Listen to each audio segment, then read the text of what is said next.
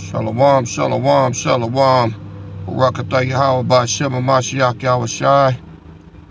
Peace and power to the throne of King David, and peace and blessings to you, royal house. All praises due. I wanted to hit y'all with a question. You really won't have much time to answer it, but I'm asking anyway. I asked it this morning. Just we actually put it on the board for the Brotherhood called the Head Busters. The question is, are we a church? Are we a church? That's the question. What do y'all think? Yay, nay? I see now why a lot of people come on the comment boards and, like I said, they get on me and ask me why I talk like this or why I do that, right? See, there's some things you got to understand. When the Most High says, let all things be done decently and in order, that means he's a power that believes in order, all right? And in order for things to be in order, okay, that means things have to be in order. They got to be right. Everything has its place, right? Everything has its place. Now, what separates us from camps? When I say we're the royal house, because you got something out there calling themselves that. Oh, I'm from the house of David. I'm from the house of David. Well, how's it the house of David and David ain't there? Was David the leader of a camp, or was he the leader of the nation? And if you claim that you're part of a camp that's the leader of the nation, then why don't all the other nations follow you? Especially if y'all believe the same thing, right? That's a question you should ask yourself. If you part of a camp and you claim to be from the house of David, David wasn't the leader of no camp. David was the leader of the nation of Israel, all 12 tribes. So if you got a camp that's worshiping and keeping the law of Moses, then you got another camp over here keeping the law of Moses, and another one here and another one there. Who's in charge? Is your camp in charge of all those other camps that claim to be Israel? No, because they got their own camp leaders. Yahweh said a house divided against itself cannot stand. Now, here, I claim in the fullness to be King David in the flesh. And I don't have the same protocol that y'all have. I follow, I and everybody else here follows the law of liberty, period. And no law of Moses here, okay? So, that being said, I'm not in league with any other camp because my doctrine is totally different than their doctrine is. Unlike y'all. Y'all's is the same. A lot of y'all got that star of Molech. A lot of y'all are on that, keeping the high holy days and all that. We don't do that here.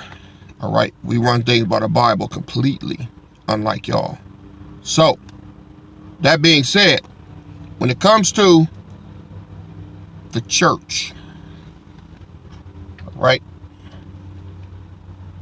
Let me get the name. Going to go to the interlinear here. And we're going to see when the word church first came about. And you'll find that in what? Matthew 16 and 18. And I say unto thee, thou art Peter, and upon this rock I will build my church, and the gates of hell shall not prevail against it. So, when we look up the definition of church in the Blue Letter Bible, all right, it's ecclesia, okay, which is Greek for a gathering of citizens called out from their homes into some public place, an assembly of the people convened at the public place of the council for purpose of deliberating. The assembly of the Israelites. All right? That's what a church is. That's what a church is. Now, let's look up the word congregation. All right? Congregation. First time it's mentioned is Exodus 12:3. Let's get that. Speak ye unto all the congregation of Israel, saying, in the 10th day of this month they shall take to themselves, to every man, a lamb according to the house of their fathers, a lamb for a house. So, congregation. Eda, that's the word, the Hebrew word for Eda. It means gathering. So it means the same thing as a church. So, the royal house of David, are we the church? Ready for the answer? The answer is no. We're not the church. We're not. Some of y'all thought we were. See? We are the royal house. We are not the church. What separates us from being the church? Why you say we're not the church? Well, let's go back to Matthew 16:18.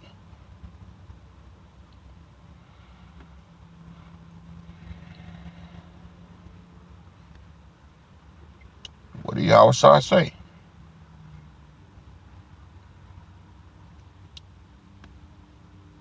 And I say also unto thee that thou art Peter, and upon this rock I will build my church, and the gates of hell shall not prevail against it.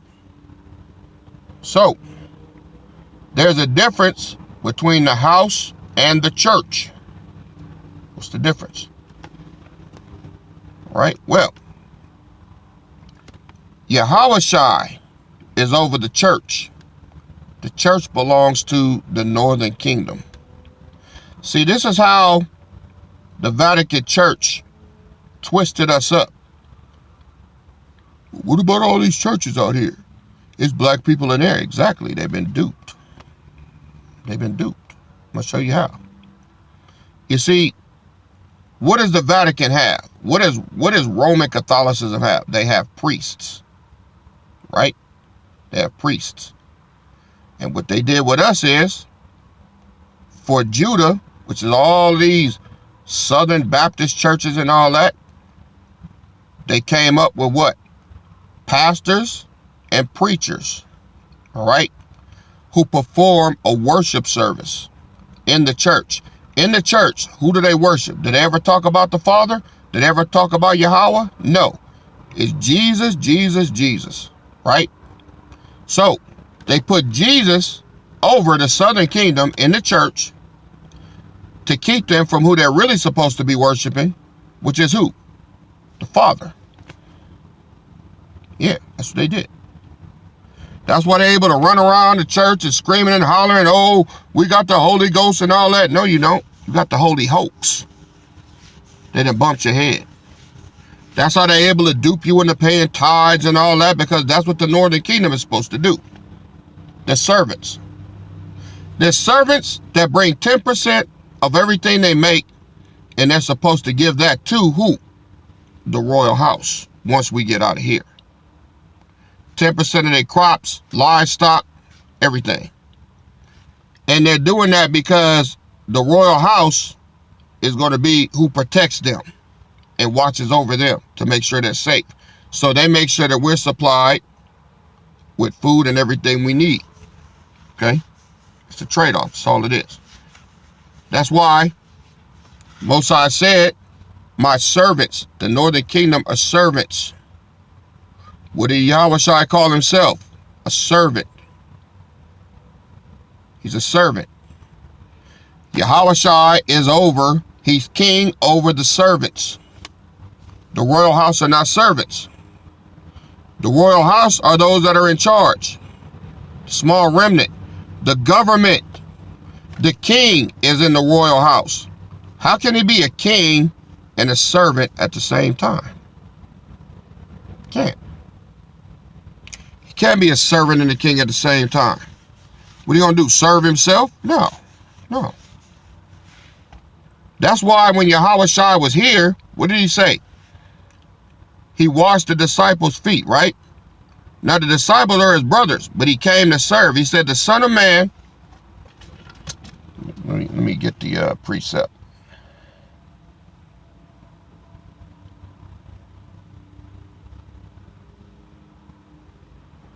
Let's go to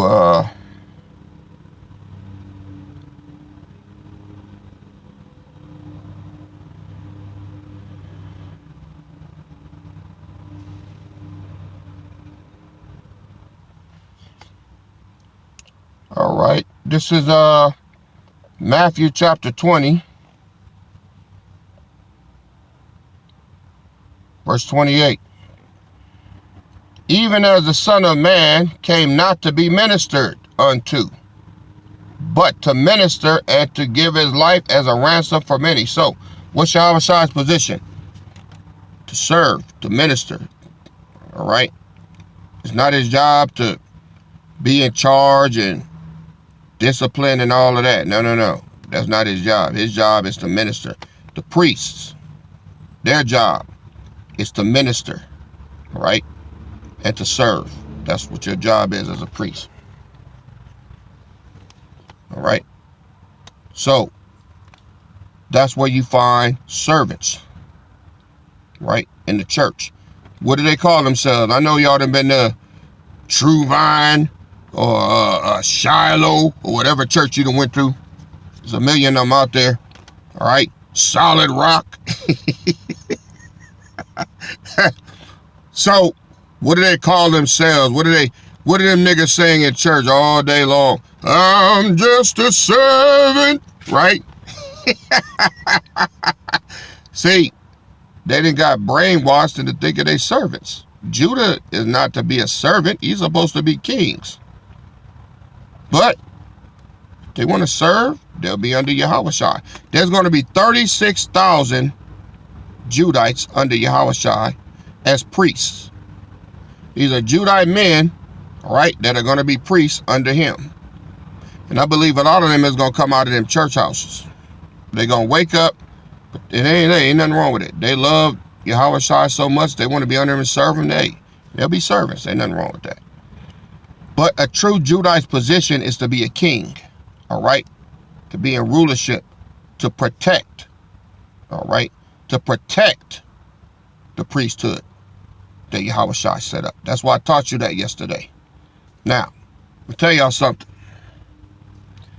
This is why a lot of y'all come on here, especially some of you new booties on here. Why did you talk like that? Brother, you're not supposed to say those things. No, you're not supposed to say those things. See, you got me crossed up as a Christian.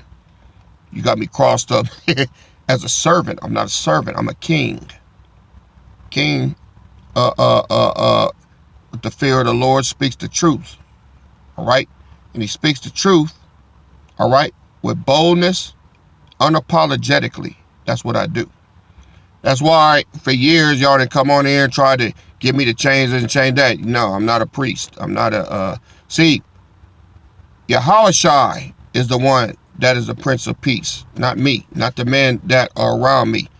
These men are kings. It's our job to protect the kingdom. It's our job to do the things that the priests can't do. See? That's why all these camps is got everything twisted. What are they doing now? There's no more apostles. There's no more disciples. It's kings. Now, when Yahushua comes back, he's going to reinstitute the priesthood on earth. That's what he's going to do with the 144,000. Okay? That's why I don't talk like you think I should talk. I don't act the way you think I should act. And I know the Bible. You probably got me dubbed to be a heathen. No, I'm a king. We have no time to be pussyfooting around and trying to make people feel good about themselves and all that. No, no, no. It's my job to teach this word to you that's in this body, you brothers that are Judite men, you're not servants. This is why Yahushua washed the disciples' feet. He's here to serve the royal house of Judah. That's what he does. That's what makes him so beautiful. That's why when he came here, no matter what they did to him, he didn't snap. He just held on to it. They beat him, they slapped him. They fed him the water of gall, man, which is disgusting, right? Nailed him to the cross. And all he did was sit there and take it because he's not violent. It's not his call to seek vengeance, all right? To do those things. It's not his job. It is our job, though, as kings. We are the ones that seek vengeance. We are the ones that, set all the crooked straight. We're the ones that punish the wicked. Yahushua is here to lead the other priests, to be the heart of this body, to pray for the brothers and sisters here, to pray for the priesthood, all right, to heal, all right. The priest's gonna be able to heal and make people well. That's their job. Our job is to make sure that they can continue to do that. We're going to be the goons of the kingdom, right? So that's why I don't talk like you want me to talk. That's why I don't talk with little sweet, happy, joy feelings. I'm not here to make you feel good. I'm here to bust your fucking head open. I'm here to, make sure that nothing attacks this body, all right, and destroys it or brings it down. That's what my job is. And up till now, I believe I've done a superb job at that. Yeah. So I want to show y'all something. I've heard this read in the church houses when I was in there. And this is what they miss. And I'm going to tell you something. Let's go to Ezekiel 37. See, this is why, as a Christian, this is why Christians get taken advantage of and beat up and fucked over. You know why? Because they're following Yahushua, all right? Because Yahushua is nonviolent. And this is why this damn white man put Yahushua, they changed his name to Jesus and put him over us, all right? They did that so that we will follow his lead. Jesus is nonviolent, so y'all be nonviolent. Jesus let people do anything they wanted to him because he's peaceful.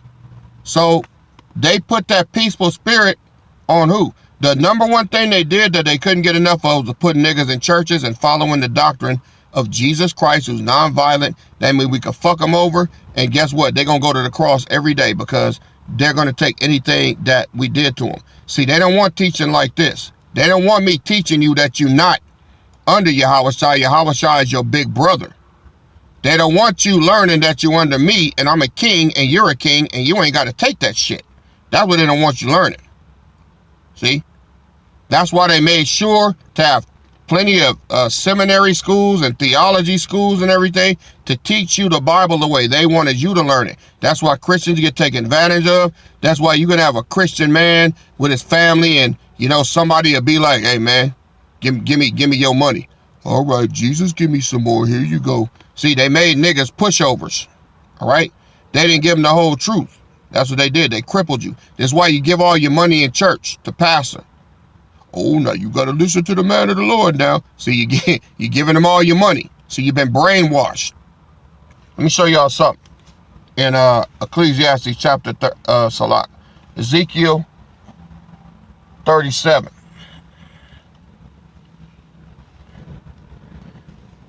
I bet y'all never ran up on this, but check it out.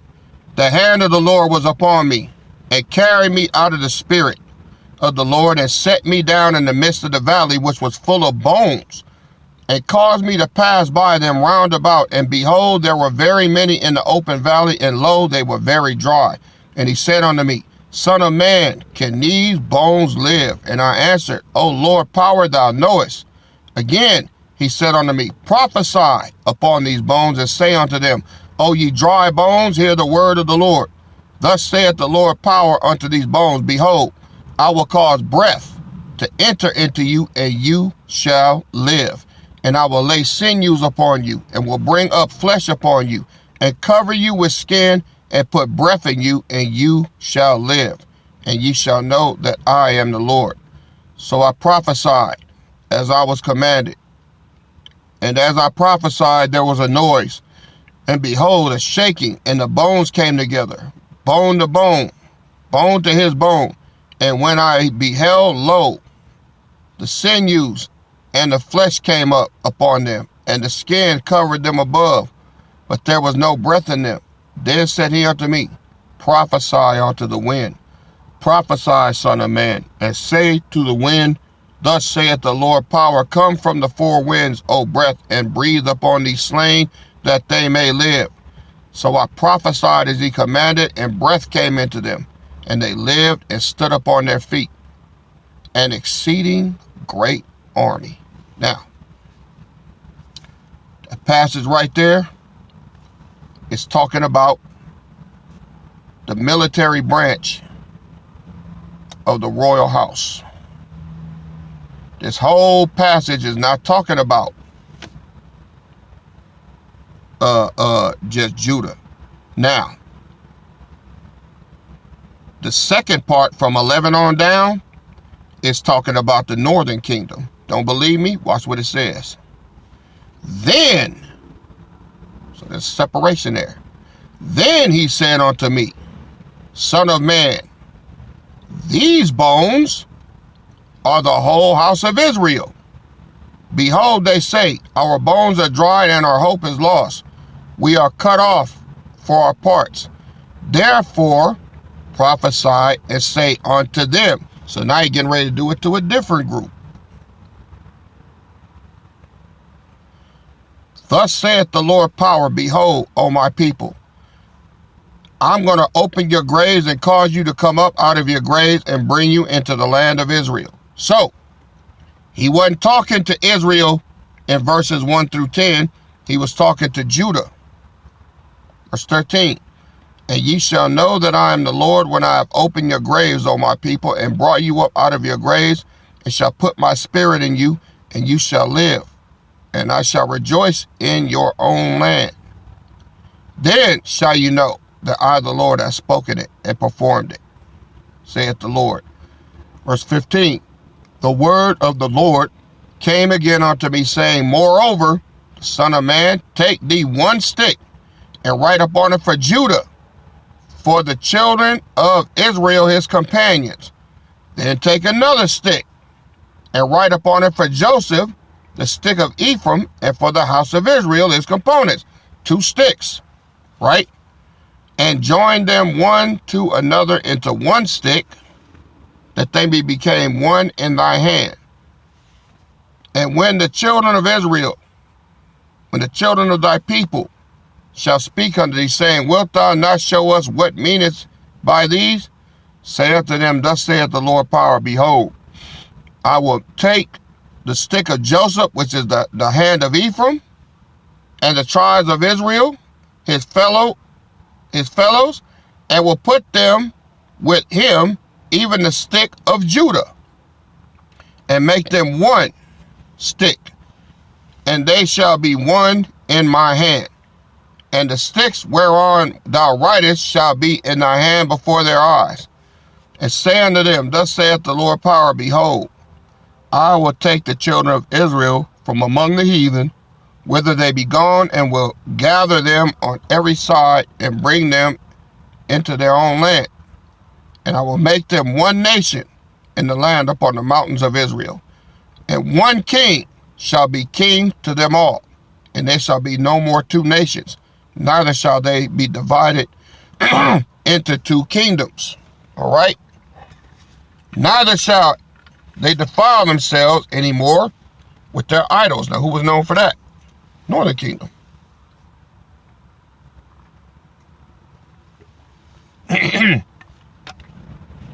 Nor with their detestable things, nor with any of their transgressions, but I will save them out of all their dwelling places wherein they have sinned, and will cleanse them. So shall they be my people, and I will be their power. Verse 24. And David my servant shall be king over them, and they all shall have one shepherd. They also shall walk in my judgments, and observe my statutes, and do them. And they shall dwell in the land that I have given unto Jacob my servant, wherein your fathers have dwelt, and they shall dwell therein, even they, and their children, and their children's children forever. And my servant David shall be their prince forever. Moreover, I will make a covenant of peace with them. It shall be an everlasting covenant with them, and I will place them and multiply them, and will set my sanctuary in the midst of them forevermore. His sanctuary, that's the northern kingdom. My tabernacle also shall be with them. Yea,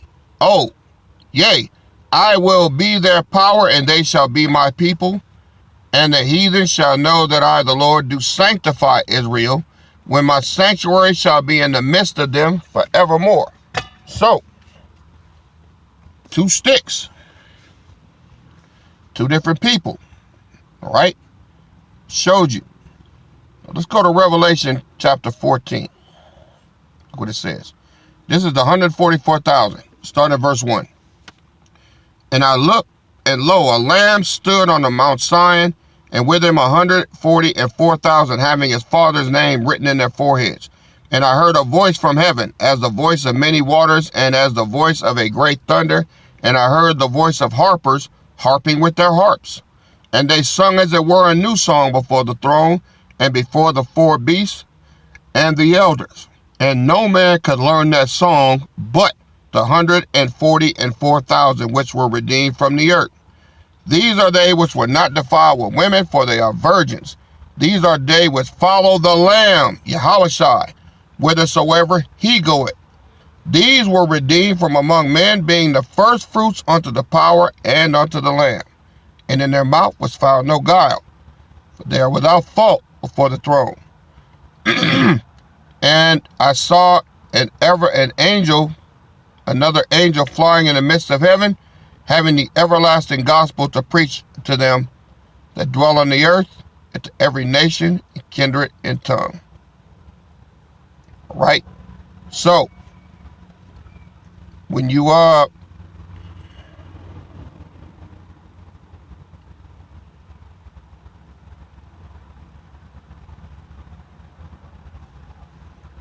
read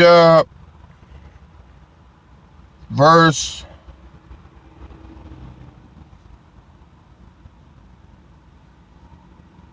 3.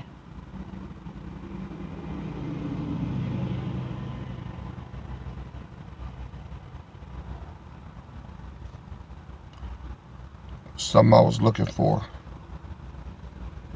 And I looked, and lo, a lamb stood on the Mount Zion, and with him 144,000, having his father's name written in their foreheads. Yeah, these are the priests, all right? And I heard a voice from heaven say, as the voice of many waters, and as the voice of great thunder, and I heard the voice of harpers, harping with their harps, all right? And they sung as it were a new song before the throne, and before the 4 beasts and the elders. And no man could learn that song but the 144,000, which were redeemed from the earth. So, what does it say? It says that they have harps, right? Now, if we go to Ezekiel chapter 9,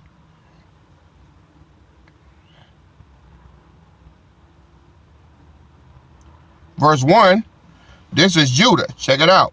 He cried also in my ears with a loud voice, saying, cause them that have charge over the city to draw near, even every man with a destroying weapon in his hand. Now, they ain't got no harps. They got destroying weapons. So, are we a church? No. We're not the church. We are the royal house.